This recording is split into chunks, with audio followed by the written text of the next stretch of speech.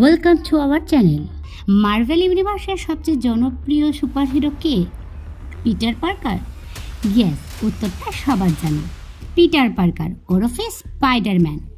কিন্তু আপনারা কি জানেন, স্ট্যান লি যখন প্রথমেই আইডিয়া নিয়ে এসেছিলেন তখন পাবলিশাররা এটাকে বাতিল করে দিয়েছিলেন।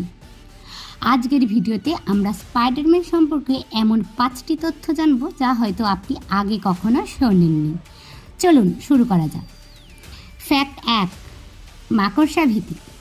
পাবলিশাররা ভেবেছিলেন মানুষ মাকড়সা ভয় পায়, তাই এই হিরো জনপ্রিয় হবে না।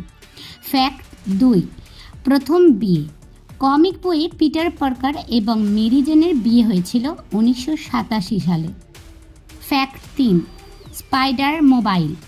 একটা সময় স্পাইডারম্যানের নিজস্ব গাড়িও ছিল, যদিও দেওয়াল বেয়ে চলায় তার মূল শক্তি। ফ্যাক্ট 4, জেমস ক্যামেরনের পরিকল্পনা।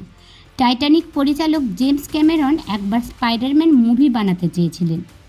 ফ্যাক্ট 5, বিভিন্ন ভার্সন। মাল্টিভার্সে স্পাইডার হ্যাম মানে শূকর থেকে শুরু করে স্পাইডার পাঙ্ক পর্যন্ত অনেক অদ্ভুত স্পাইডারম্যান আছে। আউটরো, আপনার প্রিয় স্পাইডারম্যান মুভি বা ভার্সন কোনটি?